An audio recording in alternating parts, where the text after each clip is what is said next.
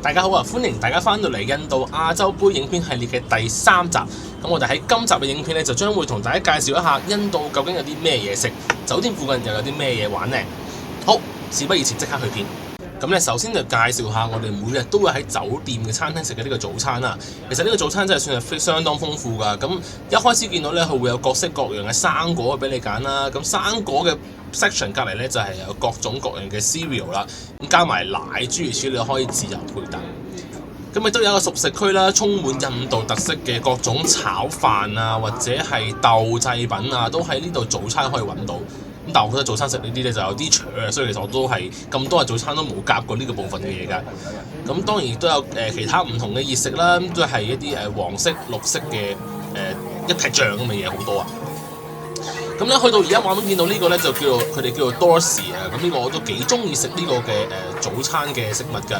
咁咧佢就係印度類型煎餅咁嘅嘢啦。咁咧我哋都可以根據喜好咧就叫廚師喺中間加芝士啊、洋葱、火腿等等嘅配料咧，咁就去做成一個你自己喜歡嘅口味嘅 Dosi 啊。咁我就比較中意食芝士啦，所以我都會通常咧就叫廚師幫我加大量嘅芝士啊。咁而家喺畫面所見仲煮緊嘅呢塊多士咧，加咗好多芝士嘅呢塊就係我㗎啦。咁食早餐嘅地方咧，除咗嘢食唔錯之外咧，其實環境都相當唔錯㗎。咁咧其實餐廳咧就坐落於海旁啊。咁咧喺餐廳嘅側門走出去咧就有個咁樣花園嘅地方啊。咁可以見到咧，行咗出花園之後咧，其實就已經係對正成個印度洋嘅景觀啦。咁喺呢個位吹吹風，去唞一唞，咁其實呢個環境真係相當之唔錯㗎。早餐就的確係唔錯啦，不過午餐就真係唔好太樂觀啦。俾大家睇一睇，我哋執行李嘅時候，真係可以話做足準備，各種形式嘅即食麵咧都帶晒去，就係為咗解決午餐嘅需要啊。唔係話呢度嘅餐廳冇午餐食，問題就係佢哋上菜速度太慢啦。為咗可以爭取多啲時間休息同埋可以食得舒服，我哋每一個比賽日子嘅午餐都係喺自己房度煮公仔麵解決㗎。咁至於夜晚呢，因為我哋時間比較鬆動，選擇都比較多，咁我哋有好幾晚呢都係選擇咗嗌外賣嚟食㗎。咁為求穩妥啦，我哋都嗌翻啲大路啲嘅選擇啦，例如 Domino Pizza 啦、KFC 啦、麥當勞呢啲快餐呢，其實喺印度都係有供應㗎。值得一提嘅咧，就係因為宗教原因啦，喺印度呢度食嘢咧，全部都係冇牛冇豬嘅餐牌嚟㗎。咁所以咧，其實講到肉類咧，只係得雞或者係海鮮選擇嘅啫。所以講真，喺印度過咗1個禮拜，翻到香港最想嘅就係即刻去鋸翻塊牛扒咁講啊！咁大家即刻可以諗下啦，麥當勞冇牛冇豬，咁仲有啲乜嘢可以食呢？咁即刻同大家開箱3個印度獨有嘅麥當勞包啊！第一名登場嘅就係呢個青豆薯蓉包。咁顧名思義咧，材料就係青豆撈薯蓉，炸咗之後夾喺塊包中間。咁你可以見到咧，仲有一個奇奇怪怪嘅呢個橙色汁夾喺中間嘅。咁呢個包試咗，其實咧味道就一般啦。咁始終都係一個素食嘅包，咁佢個味道都唔會太濃郁嘅。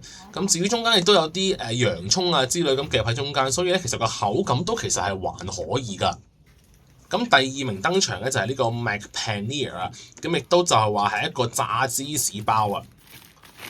咁咧佢都係一個素食嘅麥當勞包嚟嘅。咁中間咧就係有夾嗰啲生菜啦，咁同埋中間一塊炸芝士。咁唔知係因為員工偷工減料定係佢嘅配方問題咧？呢個包嘅醬汁咧就真係比較少，所以食起嚟咧都比較乾。咁最後一個咧就係呢個 Chicken Surprise Burger 啦。咁終於有翻肉啦，咁就係一個炸雞包。咁究竟 surprise 係咩咧？我哋一齊開個包嚟睇下啦。開個包望到類似芥辣樣嘅醬汁，大家即刻變得唔係好開胃啦。食嘅樣嚟啊！咁講真，其實咧味道又唔係咁差嘅，不過賣相就真係唔係咁討好啦。咁嚟到印度就梗係要試下咖喱啦。咁我哋都嗌咗一餐印度咖喱嘅外賣。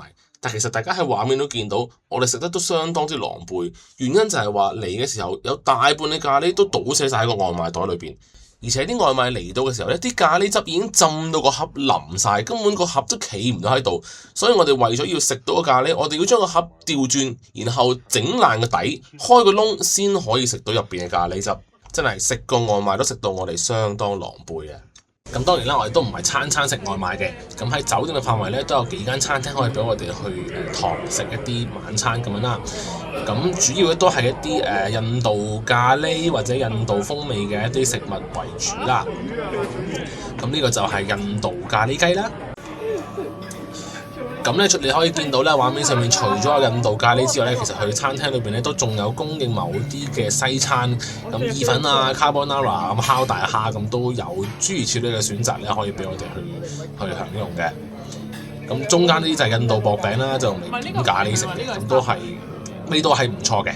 咁我哋咧亦都點咗呢個炒雜菜同埋泰式咖喱嚟食啦，咁味道相對熟悉啦，同埋因為大家都真係比較少有機會食菜呢個禮拜裏邊。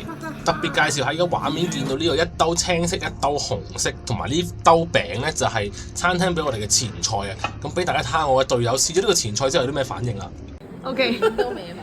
你塊餅，你塊餅有咩味？你揾人試下。不能指我仆街。你覺得我會試嘅？望住呢個樣之後。